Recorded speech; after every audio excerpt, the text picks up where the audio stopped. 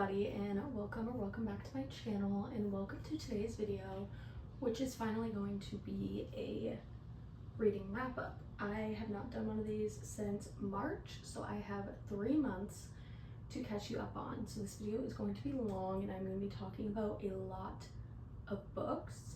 I've been putting this off for so long, but I need to just like catch it up so then I can finally go back to doing my one wrap-up a month. So I just kind of want to get into it. I don't want to talk in super detail about these books. It's kind of just a rundown of my like baseline thoughts and what I've read, since this video is already going to be long. So I have all of my books listed here for each month, as well as my ratings, because I forget a lot of the time. I don't want to forget anything. First, we're going to be starting with my April books. I read a total of 8 books in April. And the first one I read was actually an audiobook, and that was Told You So by Macy McNeely, I think her last name is. It's one of the women from Secret Lives of Mormon Wives, a TV show that I love. I'm a reality TV girl, and those girls, I love them down. But I listened to her audiobook, and it's a memoir, and for memoirs I don't give ratings, so I don't have a rating for this. However, I enjoyed it a lot. I love listening to memoirs and hearing about sides of people that we don't necessarily see, especially those who are in the spotlight. We don't know everything about them, and I find that people are so quick to judge. And when they come out with their memoir and go through everything that they've been through in their lives, you begin to understand them more, and you connect to them in the fact that they are just human like we all are. So I thought that this was a really well written book. I like that she narrated it, and it was like fast paced and great to listen and to hear her story. The second book I have is Defy Me, which I gave a 4.75 stars. So this is in the Shatter Me series. Again, when it comes to Shatter Me, I've said this literally in every wrap up because I was reading it for so long. I don't want to give too much away because it is a series. However, I remember really loving this book. I have loved Juliet's growth throughout the series, and I think in this one, since it's one of the last books, like she really truly is coming into herself and is showing such bravery and such strength, and this really stood out in this one. After that, we went into Reveal Me, which is one of the novellas in this one, and this is following Kenji, who is Juliet's best friend and one of my favorite characters in this series. I rated this one a 3-star because it's a novella. It's short. It's honestly like, my opinion on the Shatter Me novellas, I don't think that they're necessary. I didn't get much from them, and I didn't necessarily like really enjoy reading them. I mean, they're good if you want more extra content from these characters, which is fun, but I don't deem them necessary to read, and I'm not like getting a ton of enjoyment out of reading them. But they're short, and I wanted to read every bit of the series, and Kenji's novellas are specifically my favorite because I love being in his mind, because he is such a complex character who reminds me a lot of Gibbsy from Boys of Tommen, in the sense that like he hides his hurt and his trauma with humor.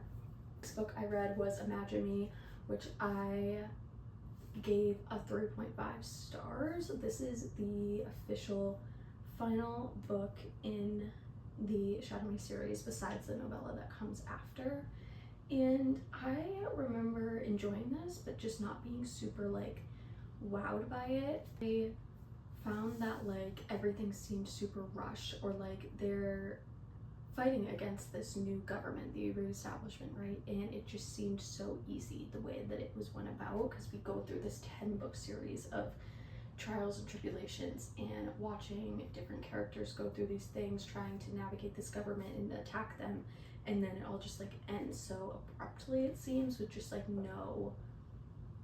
nothing to it. But I did enjoy it. I love the series so much. It is rare that I am into a fantasy series. I know this is dystopian, which is a little bit different, but I really enjoyed it. To wrap up the Shatter Me series journey, we have the final novella, Believe Me, which I actually rated 2 stars. I felt like this was just a whole lot of nothing. Like, I just wasn't really impressed. Like, I only finished it just because of how short it is, and I'm just like, it gave nothing. It was nothing. I don't think it was worth reading, but as I said earlier, I kind of feel that way about a lot of the novellas, but this one in particular, I just like didn't care. That wraps up the Shatter Me talk.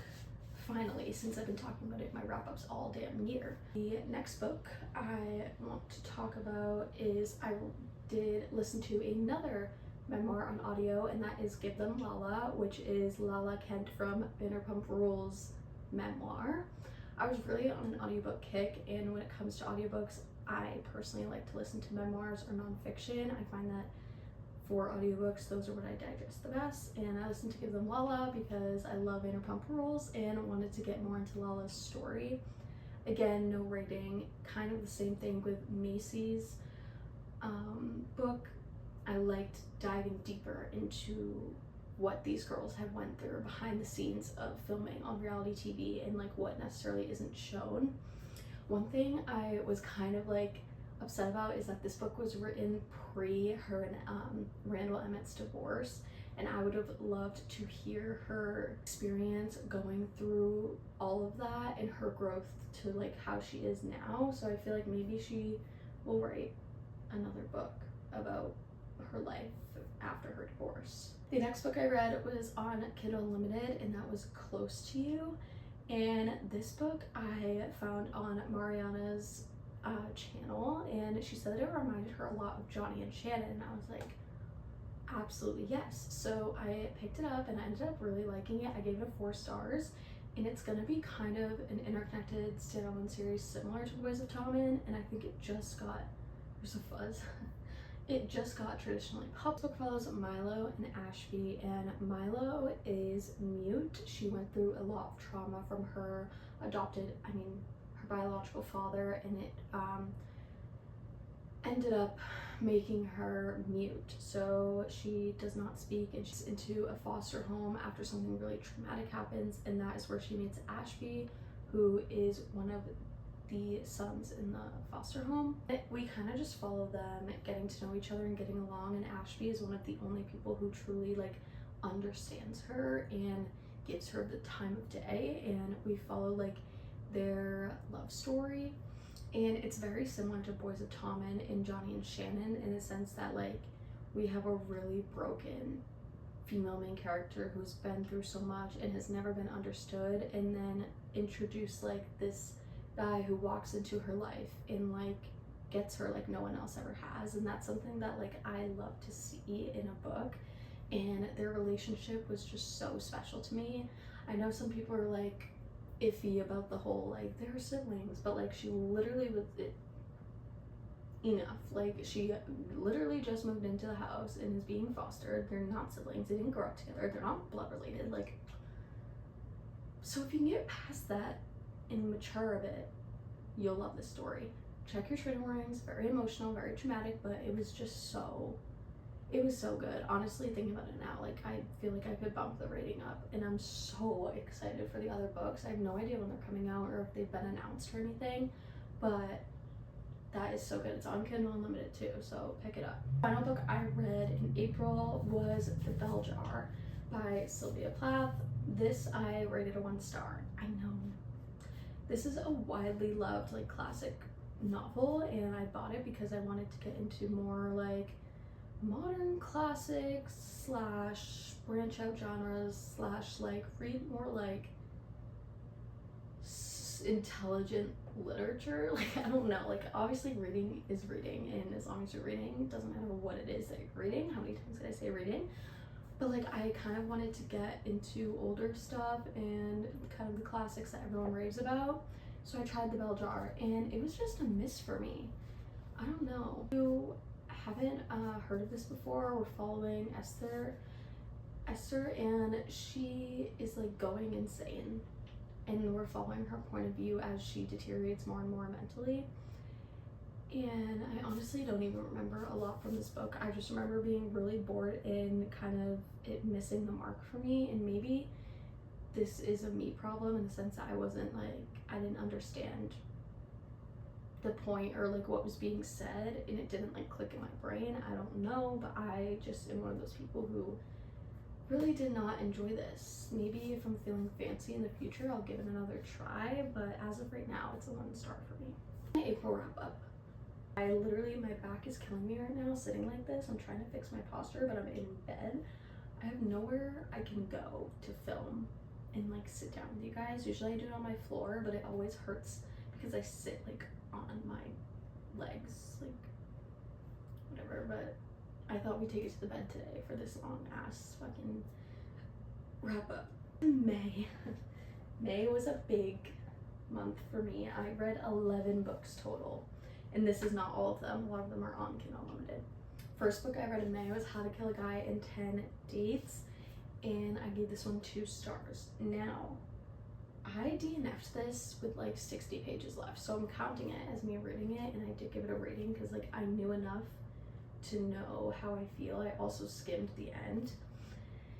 This one is an interesting concept. Following Jamie, who goes with her best friend to this like speed dating event, and someone during the speed dating event ends up getting killed, and the whole time we're trying to figure out who done it, because basically it has to be someone who was participating in this speed dating event because no one else could have come in. And basically we're following this one single night in this one single room of them trying to figure out who the hell killed this guy, and I just found it so boring. The concept seems so fun and interesting. It's like a romantic comedy. Wait, no. It's like a it's like a rom-com slasher type beat, and I liked the mix of those two things. So I was like, oh, maybe this will actually like be fun. No, I was so bored. Like it just got to a point where it was just, I was like first chunk was like fine and I was having a good time, and then it just like lost me completely because it was dragging on for so long, and there's only so much you can do with this one night and the same characters, and they're just going in circles and circles. And then another thing is like, because it's a romance technically too, she meets like a guy on this date. Well, she meets multiple, and she's kind of stringing some along, and like sometimes they just ended up like low-key fucking in the middle of them trying to find a murderer who's like running around killing people. It just like wasn't for me. It wasn't for me, but maybe it's for you. I read, it was on my Kindle as well, and that is Savor It, and is the first book in the Spoon series by Tara DeWitt. I rated this book 3 stars. This book follows Sage and Fisher, and it's kind of, they live in this small town and they start fake dating. Sage is watching her ex kind of move on and start a new relationship right in front of her eyes, and Fisher is heartbroken because he's gone through some loss and lost his job as a chef in New York City. And so he comes to the town of Spoons, and they kind of create a deal where they're going to be fake dating, and they also decide to participate together in this annual like summer competition. And basically we just like follow this small town in their budding romance as they are going through their separate battles and coming together to heal together and fulfill their different dreams. Sorry, I don't know what's happening to me. This book was good. I gave it a 3 stars because it wasn't something that like wowed me. I didn't like super connect to these characters, but it wasn't something that I was like disappointed in. I had a good time reading it, and I like Tara DeWitt's writing. Really good, fast pace, and it's a nice little summary read. I love a small town, and this book is interconnected standalones in this small town, which is like my favorite thing ever. So I enjoyed this book. It just wasn't like super special to me. Like I liked them, but I didn't like connect to them a ton, and there were times where I was just like, okay, I'm bored, when is this gonna end? So definitely recommend this series though, and you'll find out why soon. The book that I read was Favorite Daughter. Now, I gave this book a 4.5 stars, and I wasn't expecting it at all. I've already talked about it on my channel before, but this book was so good, and I have never seen it before. I've never seen it on TikTok, BookTube, nothing. I found it on a website when I was shopping for discounted books, read the synopsis, and was like, oh, it's $5 hardback, and it sounds good, I'll get it. Basically, we're following these two sisters, and they're half-sisters, so they share the same dad, and their dad passes away. We have Mickey, who was abandoned by her father and has kind of had like a rough life, kind of gone through a lot. And then we have Arlo, who was raised by her father and was never abandoned by him, and like took care of him while he was sick. So they have two very opposing experiences with their dad, and then he decides that he's gonna bring them together in his will.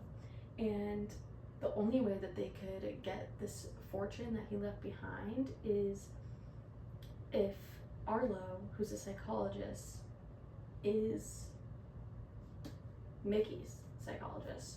So Mickey signs up for therapy because that is what was in the will. She needs to sign up to therapy and get help. And she ends up landing as Arlo as her therapist, and she has no idea that it's her half-sister. So this book follows a lot of just like family drama, but it's showing these two sisters who wanted nothing to do with each other and have a lot of animosity towards each other, and we watch them kind of come together and grow as individuals, but also grow together and create a relationship despite what their father has done to the both of them. And I just thought that this was such an amazing story. The themes that it talks about are so important to be written about in books, and I thought the writing was great. There was some humor thrown in there, and this was such a pleasant surprise. Like, I recommend this book so much. Next book I read is This Is a Love Story, and I rated this one 3 stars. This book, I just like, it caught my eye. It was on like a BJ's table, and which is my like local like grocery store, like my Costco, and I was like, okay, let's try it. And Abe and Jane, and they're like a way older couple, and Jane is dying, and we're following the point of view of New York City itself, Central Park itself, which was a very unique thing for me to follow, like the point of view being a place. And then we follow Jane, Abe, and their son's point of views. Something else that was really unique about this story is that it's written in second person. I have never read a book written in second person, so it was definitely an adjustment. We're kind of just following their love story, how they met, what they've been through, how they're coping now, and I rated this 3 stars. I think I said that already, but it was okay. I think it was written very uniquely. I think the story could have been told better.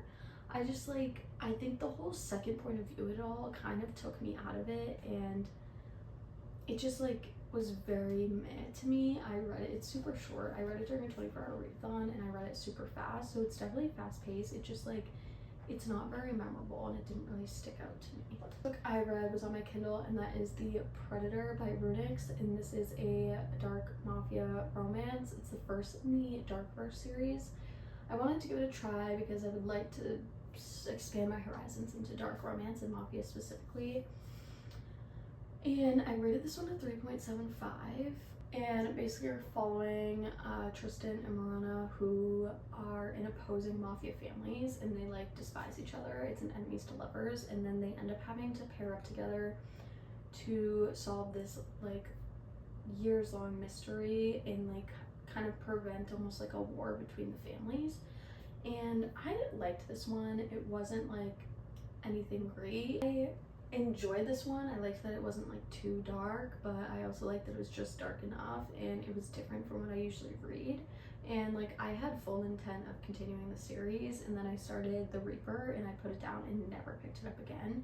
So I can't really promise that I'm gonna continue it, but like, I had a good fun time reading it. I can't really complain about anything. Like, it wasn't anything crazy, but I had a good time. It kept my interest, and I liked the enemies to lovers vibe, and I liked how the couple is. And people talk about Tristan and Kane like all the time, and I can see why. But maybe one day I'll continue the series, but I just don't think that's going to be anytime soon, because there are just other books that are higher on my radar than this series is. The next book I listened to on audio, and it is This Story Might Save Your Life, and I rated this book a 4 stars.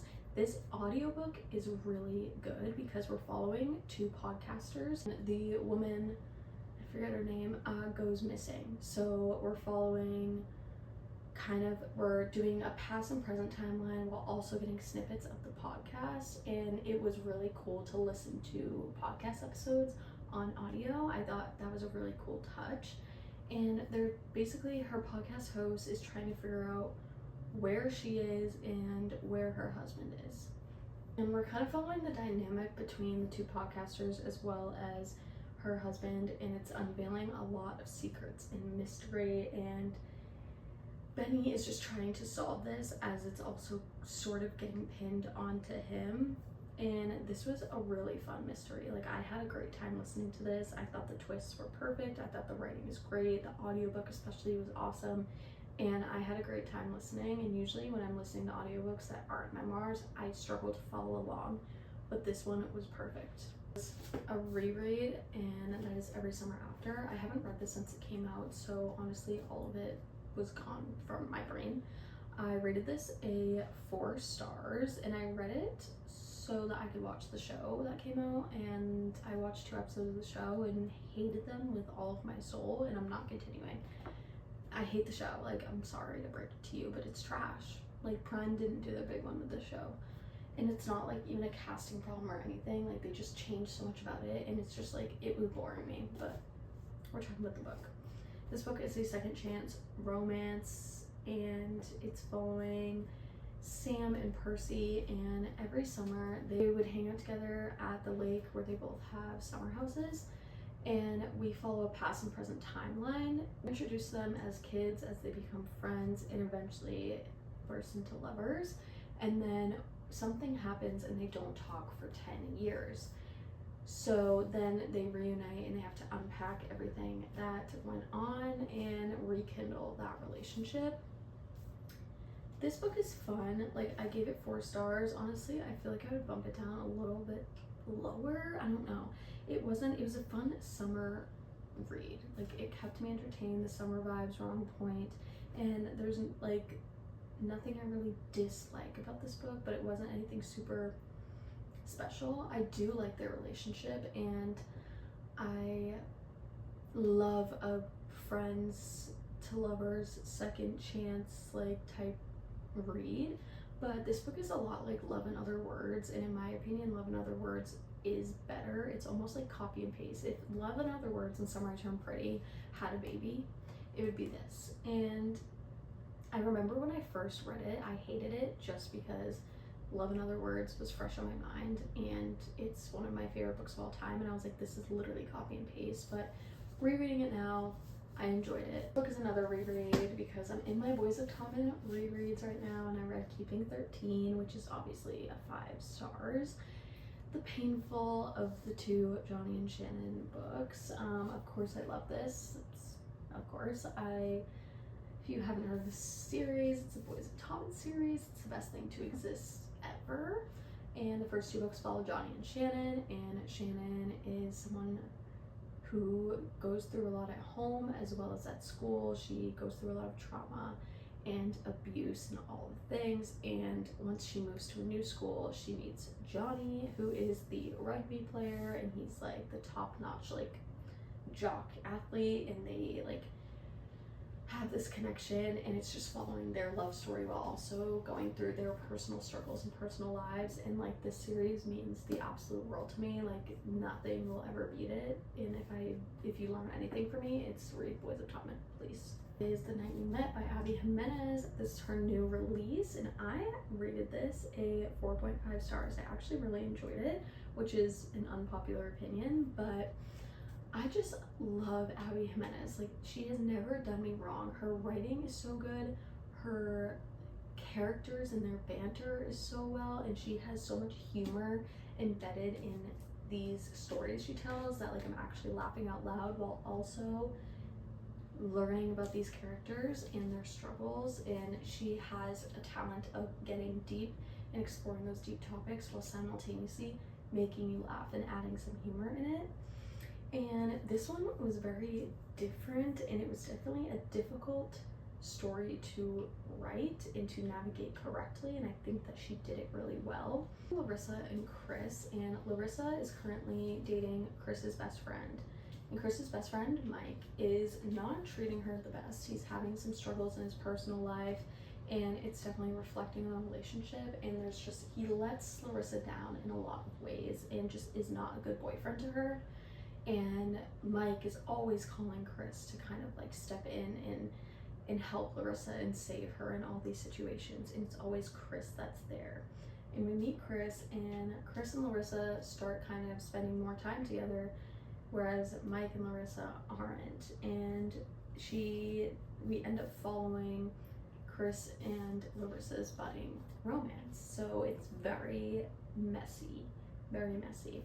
My only complaint with this is that like we spent so much time with Larissa and Mike being together and not enough time with Larissa and Chris being together. Like this book is about Larissa and Chris, but we spent so much time on Larissa and Mike. That's my only pet peeve. Other than that, I thought this was great. I read was Meet Me at the Lake by Carly Fortune, and this was a 1 star. I hated this book. I've already ranted on here about it, but I'll do it again. Or Fern and Will. And one day, like 10 years ago, they meet, and keep in mind they both have significant others at the time. But they meet and they spend like a 24-hour period together, and during this time they're getting to know each other, like subtly like flirting, like emotionally cheating. And then like he's supposed to meet her at the lake at the end of like that day or whatever, and he doesn't show up, and it's 10 years later and she's still butthurt about it, and he ends up showing up, and they kind of like unpack like why did he leave her, and then like try and like to spark this romance again. And it's just a bunch of bullshit is what it is. Like I found these characters so boring, so annoying. Like I didn't see any chemistry between the two, and I didn't like the nature of their relationship, and just like how can you be so obsessed with someone after knowing them for 24 hours? You're still butthurt about it a decade later. Like no, that's not yearning or anything to me. That's just like bullshit. So this book, I didn't like it, and I know a lot of people don't like this one when it comes to Carly Fortune, but yeah, I can see why. The last book I read in May was Left of Forever, and that is the second book in the Spoons series. This one I rated a 5 stars. This book was so good. It was exactly what I needed. I'm Ren and Ellis, and they are divorced. So they've been married, they have a kid together, they're divorced, and they're sending their kid off to college. And during this time, they are spending it kind of like rekindling their relationship, and they like almost like they never got over each other and they want to make it work again. And so we're spending time with them, kind of battle what their issues were in their marriage and solving them and making those changes. And I thought that this was done so beautifully. Like I loved, because I feel like when you do like a marriage second chance or second chance in general, it can be toxic. Like there's almost like there's a reason you broke up in the first place, right? And then it could turn into like, okay, you guys are getting back together, but it's toxic. But no, Ryan and Ellis, they were meant to be together. And I loved watching them kind of work out the kinks in their relationship, and just like all the things that led them to divorce, they were able to repair, and it made them stronger in the end. And I loved this book. Such an unexpected 5-star read. Like I loved it so much. Okay, we're finally in the last month of books, and that is June. In June, I read only 5 books, so this will be short, and then this video will be done. So first I read The Divorce by Frida McFadden. It was Naomi, who is left by her husband for like a really younger woman than her, and it leads Naomi to getting into this like obsessive investigative rattle of like their relationship and what her intentions are and like all that. And it's a thriller book, so I don't want to give too much away. I give this book a 3 stars. I thought it was pretty entertaining. It was good. It wasn't like, you know, my thing with Frida McFadden is she has some hits and she has some misses, and most of the time it's a miss for me, but this one was very much in the middle. Like I didn't hate it like some of the other books that she's written, and I like had a good time reading it. They're super fast paced and easy to read, and I liked the twist in this one. I thought it was done really well, and I had a good time. I can't really complain about this one. Friends by Frederick Bachman, which I rated a 4 stars. This book was really cute. The only reason that it wasn't higher is because there were so many moments where I was just like kind of bored. It took me like quite a bit to read, and there were some really slow moments. However, like I really did enjoy this one.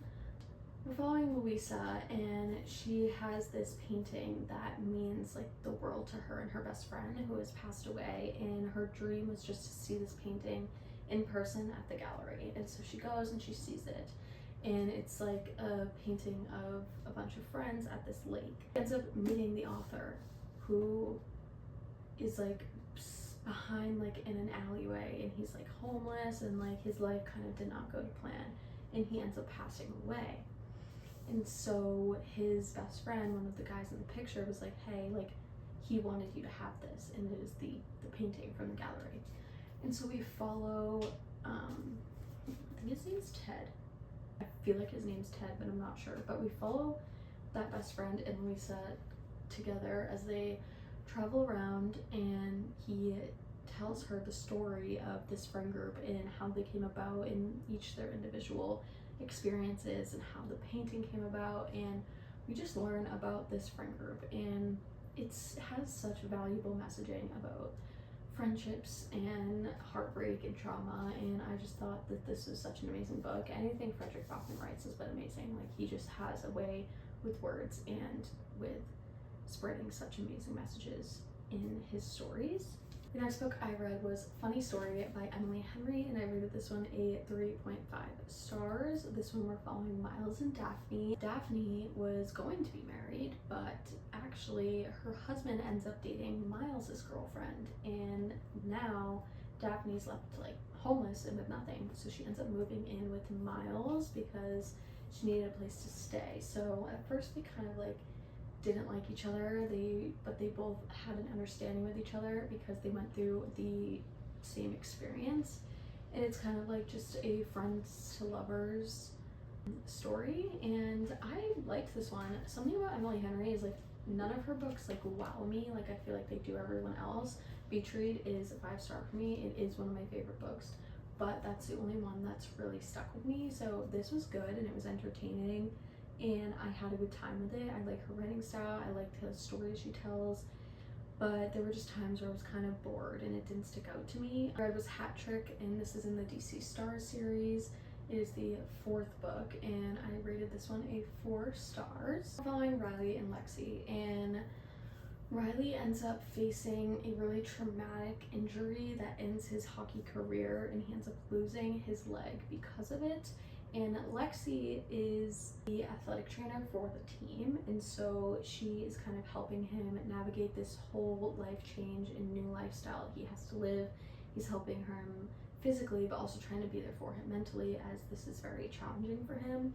And then they end up sparking a romance, of course. And I really like this one. I loved their relationship.